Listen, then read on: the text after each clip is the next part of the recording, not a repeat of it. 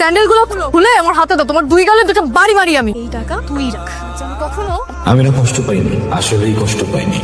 যে জিনিসটা ঘটবে এর আভাস আমরা যখন আগে থেকেই পাই, যখন আর কষ্ট পাই না। এটা কিন্তু হয়েছে, আমরা যা ভাবি তা ঘটে গেলে। আচ্ছা কি ট্রাই করবো আজকে আমরা? যেটা খুশি সেটা ট্রাই করো।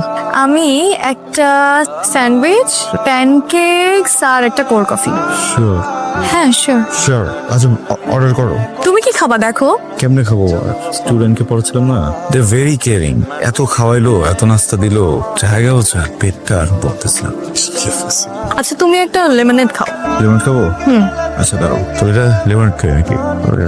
না বেশি বড় হবে, প্রাইসটা দেখছো? তার মানে অনেক বড় লেমনেড। এত এত বড় লেমন খাইতে পারবো না। একটা কথা বলি তোমাকে, লেমনের মানে কি? লেবুর পানি। দেখছো লেবুর পানির দামটা কত লিখে দেখছো? 450 টাকা। মানে একটা লেবুর পানি 450 টাকা, মানে বুঝো কত বড়।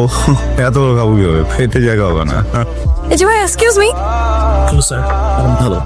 আচ্ছা একটা স্যান্ডউইচ হবে, প্যানকেকস আর একটা কফি হবে। কফি। হ্যাঁ স্যান্ডউইচ 400 টাকা, কফি 180, প্যানকেক 350 টাকা। এদিকে ওয়েটারকে টিপস দিতে হবে 20 না 30 40 50 টাকা না দিলে সম্মানই থাকবে না। তার মানে আমি শেষ।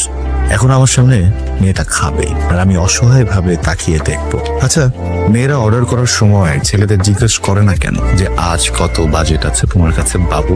আচ্ছা তোমার আজকে নেক্সট টিউশনিটা কয়টায়? 5টায়। এত বড় ঘরের ছেলে হয়ে টিউশনি করাও কেন? কি দরকার, না করলেও তো পারো।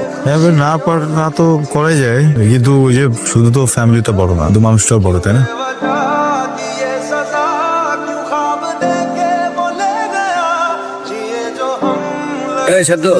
তত যে টাকা পাই টাকাটা কবে দিবি ভাই টাকা কবে দিবি? টাকা কত ভাই? 8,000 টাকা পাই তোর। হ্যাঁ ভাই ম্যানেজ করে দিয়ে দিতেছি। ভাই তুই একই গান গত 9 মাস ধরে আমার লাগাইতেছস, আর এই গান গাইস না। ভালো মতো কইতাছি, কালকের ভিতরে আমার টাকা দিবি তুই। টাকাটা খুব দরকার। কালকের ভিতরে যদি আমি টাকা না পাই, কালকে কিন্তু বিরাট ফাড়াফাড়ি হয়ে যাবে। কিন্তু আমি লিখের পর আবার ফোন দিব, ওরা কিন্তু ভাই আমি করছি কি ভাই, ঘরে ঘটনা হচ্ছে, ফতে ফাটাফাটি করেন না ভাই। আমরা তো একই জায়গায় থাকি। ছোট ভাই আপনি প্লিজ ভাই একটু কনসিডার করেন। আমি আপনাকে রিকোয়েস্ট করছি ভাই, প্লিজ ভাই এইসব লিঙ্ক দেখেন না ভাই। না, আমার কাছে আর কিচ্ছু করার নাই।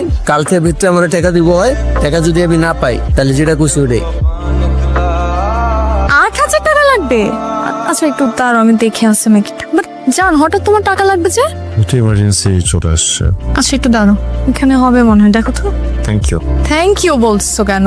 শোনো, তোমার টাকাই আমার টাকা, আমার টাকাই তোমার টাকা। কি হলো, চুপ হয়ে গেল যে?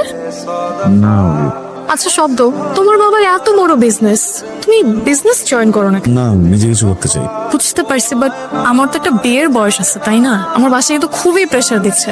দেখো চাকরিটা পাওয়া পর্যন্ত একটু অপেক্ষা করো। আর কতদিন ওয়েট করবো? আচ্ছা তোমার কি আমাকে বিয়ে করার ইচ্ছা নাই তাই না? তোমার ফ্যামিলি মনে হয় আমাকে মানবে না। কেমন মানবে? তোমার ভাবসাব দেখে তো মনে হচ্ছে না, খালি কথা ঘুরাচ্ছ। দেখো আমি আর কোনোভাবে 1 বছর আটকায় রাখতে পারবো, এরপর আমার বাসার মানুষ আর কোনোভাবেই মানবে না। ইউ নো হোয়াট, তুমি আমাকে এই বছরই বিয়ে করবে। কিছু কথা বলার ছিল। আমার মনে হয় তোমার সত্যটা জানা উচিত। কি সত্য? এত সিরিয়াস? আচ্ছা ওয়েট, এখন আবার বললো না যে তোমার 2টা বউ আছে, আমি তোমার লাস্ট বউ, বুঝছো? প্রবলেমটা এরকম না, কিন্তু একটু জটিল।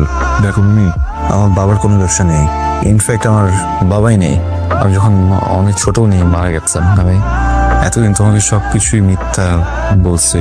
আমার মা আছেন, একটা ছোট বোন, ওরা দুজনেই গ্রামে থাকে। মানে আমার মা ছোট একটা চাকরি করেন, মানে একটা এনজিওতে আয়া হিসেবে আছেন।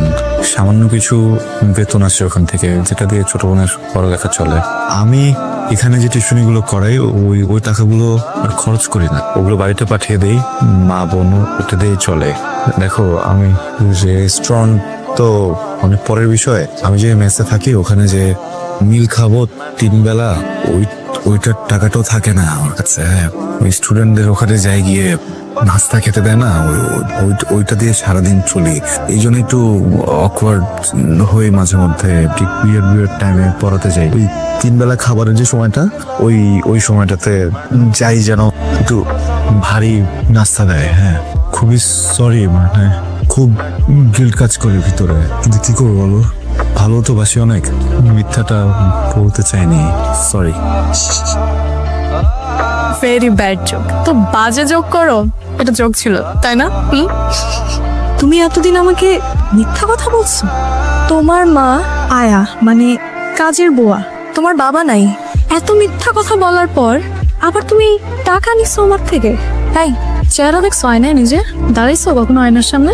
তোমার সাথে আমার যায় মানে বাস্তবতা বলতে তো একটা জিনিস থাকে তাই না? যে রিয়েলিটি শব্দটা শুনছো কখনো? স্যান্ডেল খুলো তো তোমার, স্যান্ডেল গুলো খুলে আমার হাতে দাও। তোমার 2 গালে 2টা বাড়ি মারি আমি। টাকা ফেরত দাও আমার, এক্ষুনি আমার টাকা ফেরত দাও। আমি ছেলে মিথ্যাটা বলে টাকাটা নিয়ে যেতে পারতাম, কিন্তু আমি সত্যটা বললাম। টাকার জন্য সত্যি বলছো? তুমি উদ্ধার করে ফেলছো। তুমি এক্ষুনি এই মুহূর্তে আমার টাকাটা ফেরত দাও, আর এরপর এই চেহারা জীবনও যেন আমি না দেখি। মিমি, তুমি প্রয়োজন আমার সাথে সম্পর্কটা রেখো না। আরো বাজে কিছু বলতে ইচ্ছে করলে বলতে পারো, টাকাটা খুব দরকার, বুঝছো? জানি রাগ করে আসো, মনে করো ভিক্ষা দিচ্ছ, কেউ তো ভিক্ষা ফেরত দেয় না তাই না? আমি কথা দিলাম আমি এটা আগের মাসে ফেরত দিয়ে দেবো। প্লিজ আমি টাকাটা নিয়ে যাই, প্লিজ প্লিজ।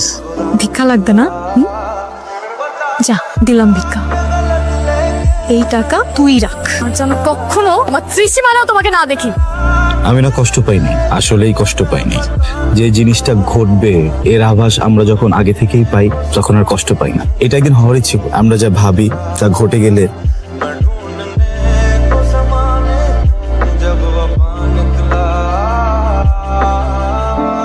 কি সুন্দর মানুষ, কি সুন্দর করে ভাত খায়, দেখতে আরাম লাগে, কিন্তু আমার পেটে ব্যারাম লাগে। হোটেলে সাজানো তরকারিগুলো আমার দিকে তাকিয়ে প্রশ্ন করছে, খেতে চাস? খেতে গেলে তো টাকা লাগবে। টাকা আছে পকেটে? পকেটে তো টাকা নাই। রিজিক, আল্লাহ রাব্বুল আলামিন কার কোথায় রিজিক লিখে রাখছেন এটা উনিই ভালো জানেন। আমার রিজিক হয়তো ভাই অর্ধেক রুটিতে। আমি জানি অর্ধেক রুটিতে আমার পেট ভরবে না। আমার পেটকে বুঝতে দেওয়া যাবে? স্যার আপনি এভাবে খাচ্ছেন কেন?